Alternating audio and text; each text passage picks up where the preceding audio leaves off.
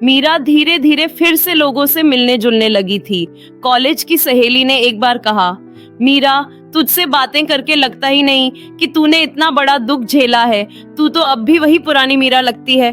मीरा हंसी, लेकिन अंदर ही अंदर जानती थी कि उसकी मुस्कान अब भी अधूरी है। वो हंसती थी क्योंकि आदित्य बार बार कहता था, अगर तू हंसना छोड़ देगी तो तेरी आंखों की चमक कभी वापस नहीं आएगी। आदित्य ने कभी जल्दी नहीं की। वो जानता था कि मीरा के जख्म बहुत गहरे हैं। कभी वो उसके साथ लाइब्रेरी जाता, कभी पार्क में लंबी वॉक करता। एक दिन बारिश में भीगते हुए आदित्य ने कहा, मीरा, लोग तुझे जितना तोड़ना चाहेंगे उतना तू मजबूत हो जाएगी। बस तू मुझे इतना वादा कर कि फिर कभी खुद को अकेला नहीं मानेगी। मीरा की आंखों में आंसू आ गए। ये आदमी मुझे वैसे ही स्वीकार रहा है जैसी मैं हूँ, टूटी हुई, बिखरी हुई। क्या ये सच में मेरी नई कहानी बन सकता है? लेकिन समाज ने एक बार फिर अपनी झर भरी जुबान दिखाई।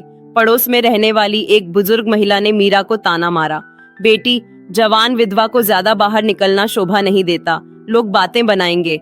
मीरा चुप रही, मगर भीतर से टूट गई। रात को उसने डायरी में लिखा, क्यों मेरे जीने का हक दूसरों की सोच पर टिका है? क्यों मुझे अपने हर कदम के लिए सफाई देनी पड़ती है? अगले दिन मीरा ने आदित्य को सब बताया। आदित्य ने गुस्से में कहा, ये वही समाज है जो एक पुरुष को पत्नी खोने पर तुरंत दूसरी शादी करने देता है, लेकिन एक औरत अगर नया रिश्ता सोचे तो उसे पापिन बना देता है। मीरा, तू चाहे जो फैसला ले, मैं तेरे साथ खड़ा रहूंगा। मीरा उसकी आंखों में देखती रही। पहली बार उसके दिल में डर से ज्यादा भरोसा था। धीरे धीरे आदित्य और मीरा का रिश्ता दोस्ती से आगे बढ़ने लगा, लेकिन आदित्य ने कभी इसे जबरदस्ती नहीं कहा। वो अक्सर कहता, मीरा, मैं तेरे लिए विकल्प नहीं हूँ, मैं तेरी नई शुरुआत हूँ। फर्क बस इतना है कि तू खुद ये कदम कब उठाना चाहती है। मीरा चुपचाप उसे देखती और सोचती, क्या सच में मुझे जीने का अधिकार है? क्या मैं अपने दिल की सुन पाऊंगी या समाज की जंजीरों में हमेशा कैद रहूंगी? मीरा के दूर के रिश्तेदार की शादी थी। सास ससुर ने जिद की, बेटा, चलना चाहिए, लोग कहेंगे कि तू खुद को समाज से अलग रख रही है। मीरा ने बहुत टाला, लेकिन आखिरकार मान गई। शायद अब मुझे दुनिया का सामना करना ही होगा। शादी में जैसे ही मीरा पहुंची, सबकी नजरें उसी पर टिक गईं। कुछ औरतें धीरे धीरे कानों में फुसफुसाईं, देखो, यही है वो इतनी जवान विधवा, अब सज धज कर शादी में घूम रही है। किसी ने हंसकर कहा, अरे, ऐसे कपड़े पहनने का क्या मतलब? अब तो इसका रंग रूप सब बेकार है। मीरा ने मुस्कुराने की कोशिश की, लेकिन उसके भीतर तूफान उमड़ रहा था। क्या सच में मैं सिर्फ अपनी वैवाहिक स्थिति से जानी जाऊंगी? मेरी पढ़ाई, मेरी सोच, मेरी पहचान कुछ मायने नहीं रखती? संयोग से उसी शादी में आदित्य भी अपने परिवार के साथ आया हुआ था। उसने मीरा को देखा और तुरंत समझ गया कि वो असहज है।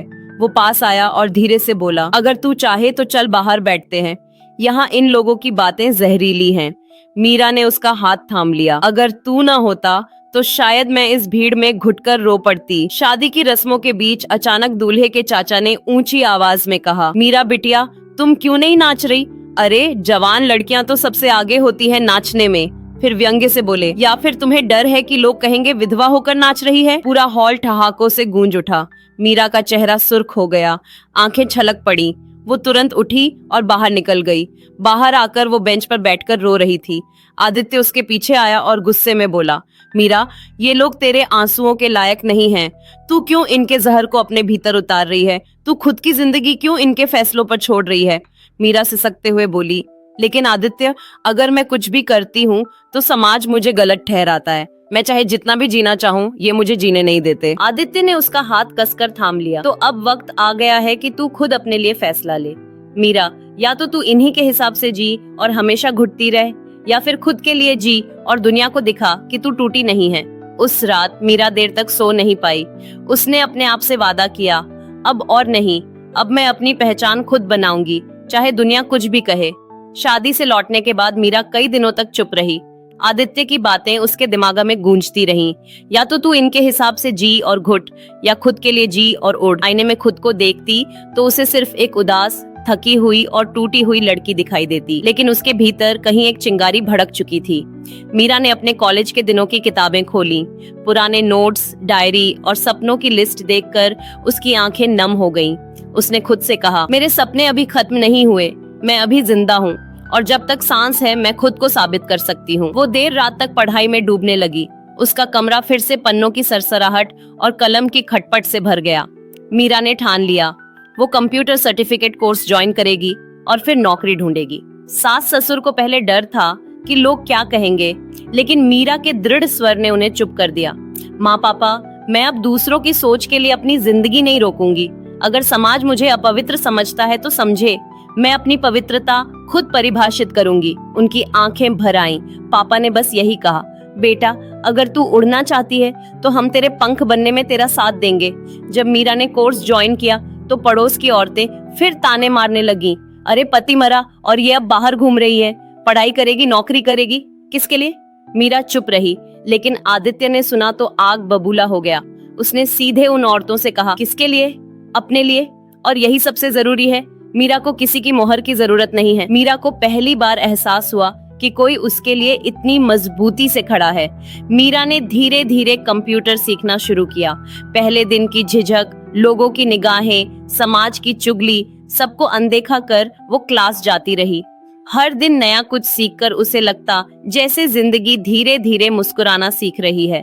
आदित्य अक्सर उसकी मदद करता, कभी असाइनमेंट सिखा देता, कभी हिम्मत बंधा देता। कुछ ही महीनों में मीरा का आत्मविश्वास लौटने लगा। अब उसके चेहरे पर डर नहीं, बल्कि एक चमक दिखाई देती थी। उसने अपने डायरी में लिखा, मैं टूटी नहीं हूँ, मैं राख से उठकर फिर से जीने लगी हूँ। कंप्यूटर कोर्स पूरा होने के बाद मीरा ने नौकरी ढूंढना शुरू किया। रिज्यूमे बनाने के लिए जब उसने अपना नाम और योग्यता लिखी तो नीचे जाकर रुक गई, मैरिटल स्टेटस विडो। यह लिखते ही दिल भारी हो गया। उसने गहरी सांस ली और खुद से कहा, नहीं, मैं सिर्फ विधवा नहीं हूँ, मैं एक इंसान हूँ, अपनी मेहनत और काबिलियत से पहचान बनाने वाली। उसने उस कॉलम को छोड़ दिया। मीरा का पहला इंटरव्यू एक छोटी आईटी कंपनी में था। वह सफेद कुर्ते और नीली जीन्स में पहुंची। आंखों में घबराहट थी, लेकिन भीतर आत्मविश्वास भी। इंटरव्यूअर ने कई तकनीकी सवाल पूछे। मीरा ने हर सवाल का जवाब साफ और ठोस दिया। अंत में उन्होंने पूछा, आपके लिए ये नौकरी क्यों जरूरी है?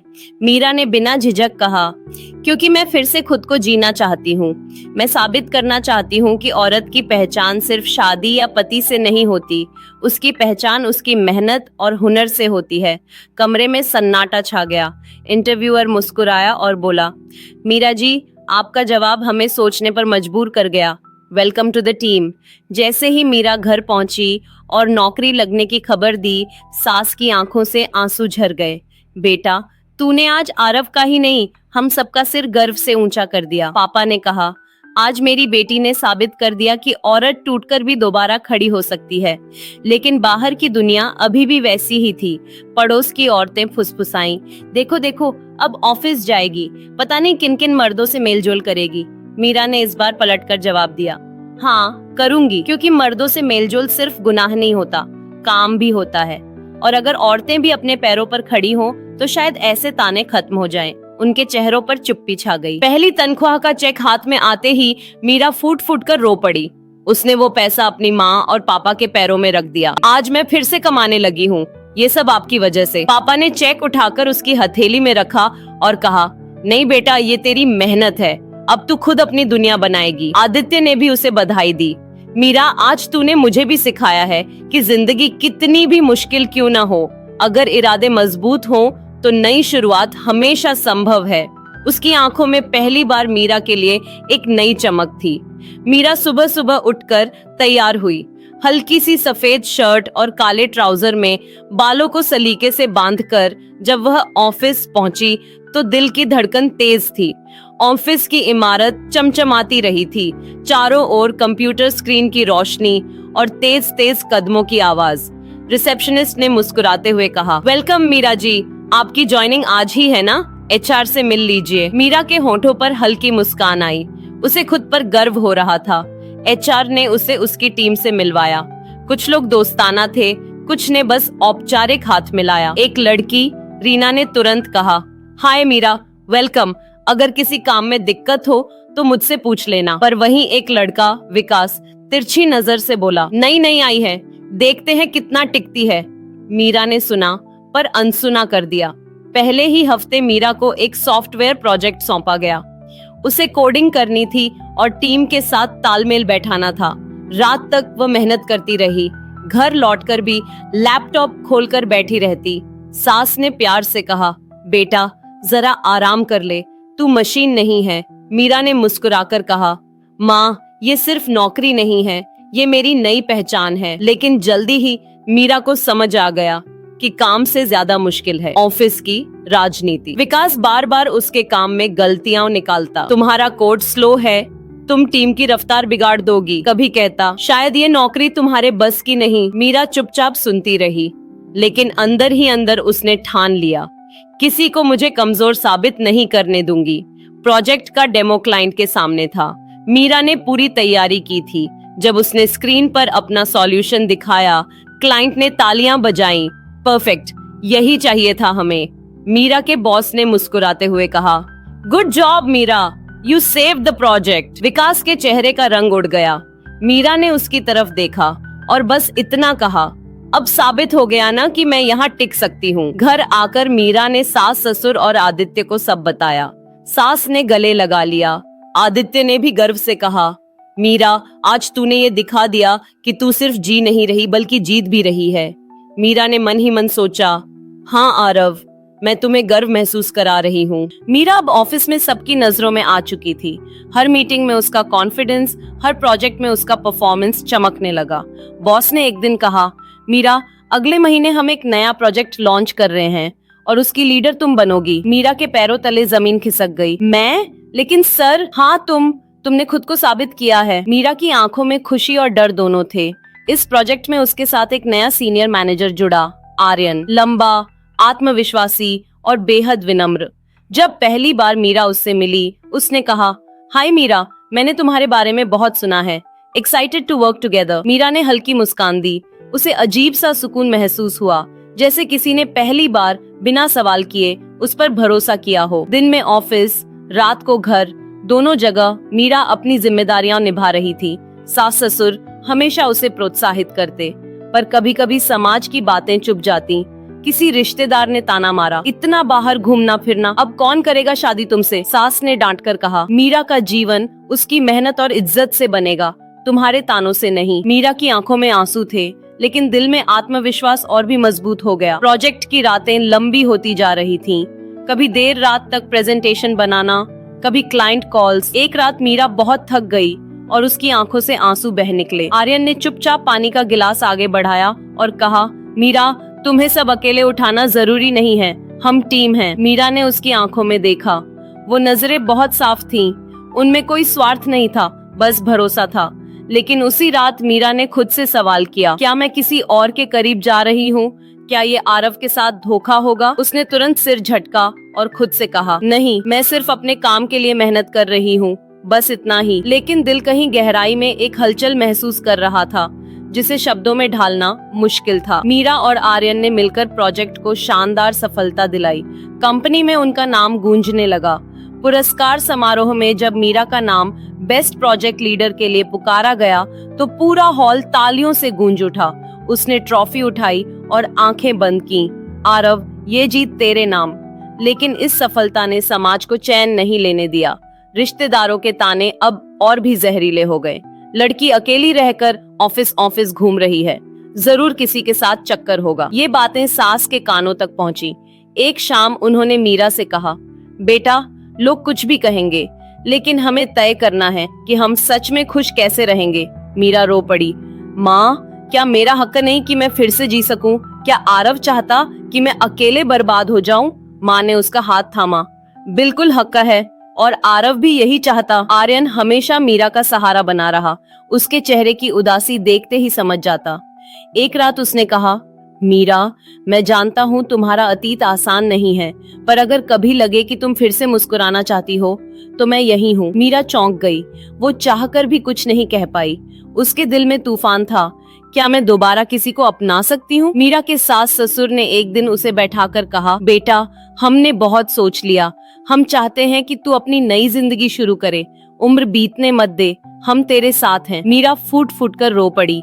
लेकिन आरव, आरव हमेशा यही चाहता था कि तू खुश रहे। उसका प्यार तेरे लिए बंदिश नहीं, ताकत है। लंबे संघर्ष और खुद से जंग के बाद मीरा ने फैसला किया, वो अपनी जिंदगी को नए सिरे से जीना चाहती है। आर्यन से उसने सीधा कहा, मैं अतीत से भागना नहीं चाहती, लेकिन अगर तुम मेरे आज और कल को स्वीकार करते हो तो मैं तैयार हूँ। आर्यन ने बिना एक शब्द कहे उसका हाथ थाम लिया। उसकी आंखों में जवाब था, हाँ मैं तैयार हूँ। कुछ महीनों बाद मीरा और आर्यन की शादी सादगी से हुई। सास ससुर, मीरा के माता पिता और कुछ करीबी लोग गवाह बने। जब मीरा ने शादी के मंडप में कदम रखा तो उसके दिल में एक आवाज आई, पारव, आज तेरी मीरा फिर से जीने जा रही है और तू हमेशा उसके दिल में रहेगा। समाज अब भी फुसफुसा रहा था, लेकिन मीरा ने पहली बार उन आवाजों को अनसुना कर दिया, क्योंकि अब वो जानती थी खुशी दूसरों की सोच से नहीं बल्कि खुद की हिम्मत से मिलती है। मीरा की कहानी ने उसके आसपास की औरतों को भी नई उम्मीद दी।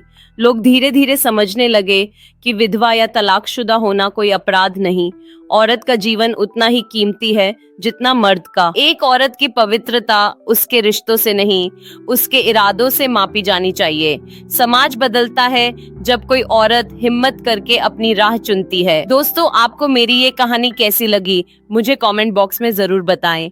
ऐसे ही आगे अच्छी अच्छी और रोमांचक कहानियां सुनने के लिए मेरे चैनल को सब्सक्राइब कर लें और नोटिफिकेशन बेल को भी दबाएं ताकि अगली कहानी का अपडेट सबसे पहले आपको मिले। धन्यवाद।